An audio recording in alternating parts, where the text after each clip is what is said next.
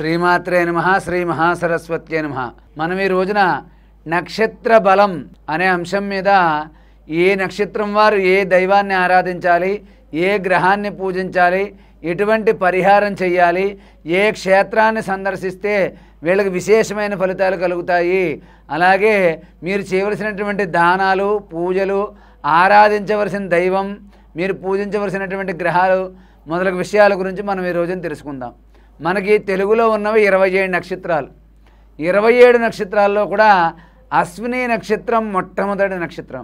ఈ నక్షత్రం వారు వ్యాపార రంగంలోనైనా ఏదైనా వాళ్ళు ఎంచుకున్న రంగంలో చాలా విజయవంతంగా ముందుకు వెళ్తారు. వీళ్ళకి ముందు చూపు, ఆలోచన శక్తి అనేది చాలా ఎక్కువగా ఉంటుంది. అలాగే ఈ యొక్క అశ్విని నక్షత్రం వారు నిరంతరం కూడా మహాగణపతిని ఆరాధించడం విశేషమైన ఫలితాన్ని కలగజేస్తుంది.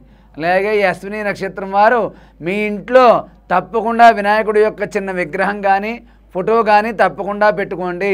ప్రతినిత్యం ఆ వినాయకుడి దగ్గర ఆవునేతితో కానీ నువ్వుల నూనెతో కానీ దీపారాధన చేస్తూ ఉండండి. ప్రతి బుధవారం నాడు మీ ఇంట్లో ఉన్న వినాయకుడి దగ్గర గరికతో 16 సార్లు కనీసం ఓం గం గణపతయే నమః మంత్రంతో 16 సార్లు పూజ చేయండి. ఇలా చేయడం వల్ల మీ గణపతి యొక్క అనుగ్రహం కలుగుతుంది. మీకు ఎటువంటి ఆటంకాలు లేకుండా పనులన్నీ విజయవంతంగా ముందుకు వెళ్తాయి. అలాగే ఈ అశ్విని నక్షత్రం వారు గ్రహాలన్నింటిలో కూడా కేతు గ్రహాన్ని ఆరాధించాలి. శనివారం కానీ ఆదివారం కానీ నవగ్రహాలు ఉన్న చోటకు వెళ్ళి అక్కడ కేతు గ్రహం దగ్గర మిక్స్డ్ కలర్స్లో అంటే 4-5 రంగులు కలిసి ఉన్నటువంటి వస్త్రాన్ని అక్కడ పెట్టి ఉలవలు అని మనకు పూజా స్టోర్లోను కిరాణా షాపుల్లో దొరుకుతాయి. ఉలవలు కొద్దిగా అక్కడ పెట్టి ఓం కేతవే నమః అనుకుంటూ నమస్కారం చేసుకోండి. ఇలా చేసిన తర్వాత కొద్దిగా ఉలవలు ముందు రోజు అంటే శుక్రవారం నాడు కానీ శనివారం నాడు కానీ నానబెట్టి మర్నాడు ఉదయాన్నే దాంట్లో చిన్న బెల్లం ముక్క వేసి గోవుకి తినిపించండి. మీకు విశేషమైన ఫలితం అనేది తప్పకుండా కలుగుతుంది. ఈ యొక్క అశ్విని నక్షత్రం వారు మీ కుడి చేతి ఉంగరం వేలికి గణపతి యొక్క వెండి ఉంగరాన్ని ధరించండి. గణపతి యొక్క వెండి ఉంగరాన్ని ధరించండి. అదే చిన్నపిల్లలు ఎవరైనా ఉంటే వెండిది కానీ రాగిది కానీ గణపతి యొక్క ప్రతిమ ఎరుపు రంగు దారంలో కట్టి మెడలో వేసుకోండి. మీకు అంతా కూడా మంచే జరుగుతుంది. కాబట్టి ఈ యొక్క అశ్విని నక్షత్రం వారు బుధవారం నియమాలు పాటించడం మంచిది. ప్రతి బుధవారం నాడు ఉదయం సాయంత్రం ఏదైనా దేవాలయానికి వెళ్ళి అక్కడ గణపతికి సంబంధించినటువంటి స్తోత్రాలు చదువుకోవడం, అక్కడ దగ్గరలో గణపతి ఆలయం ఉంటే గరిక పూజ చేయించుకోవడం అనేది తప్పకుండా మీరు చేయవలసినటువంటి పని. అలాగే ఈ అశ్విని నక్షత్రం వారు మీ ఇంటి ముందర అంటే మీ సొంత ఇల్లు ఉండి అంతే ఉంటే చిన్న గణపతి విగ్రహాన్ని పెట్టుకుని రోజు దాని మీద చెమ్ముడు నీళ్లు పోసి అక్కడ గరికపత్రి కానీ ఏమైనా పువ్వులు కానీ చిన్న బెల్లం ముక్క నైవేద్యం పెట్టండి. కాబట్టి ఈ యొక్క అశ్విని నక్షత్రం వారు ప్రతినిత్యము ఆరాధించవలసినటువంటి దైవం గణపతి.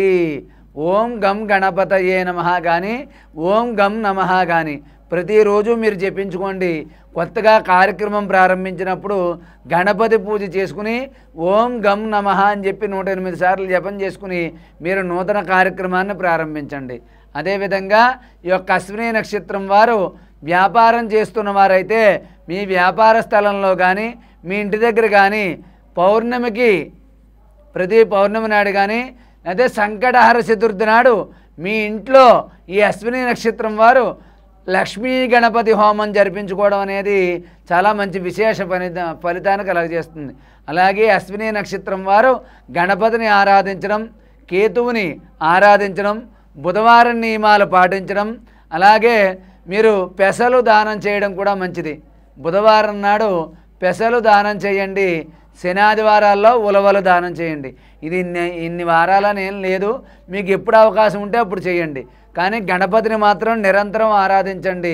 ఓం గం నమః మంత్రాన్ని ప్రతినిత్యం చదువుకుంటూ ఉండండి. మగవారు ఎవరైనా ఉంటే చిన్న గణపతి ఫోటో ఎప్పుడూ జేబులో ఉంచుకోండి. మీకు విశేషమైనటువంటి ఫలితాలు కలుగుతాయి.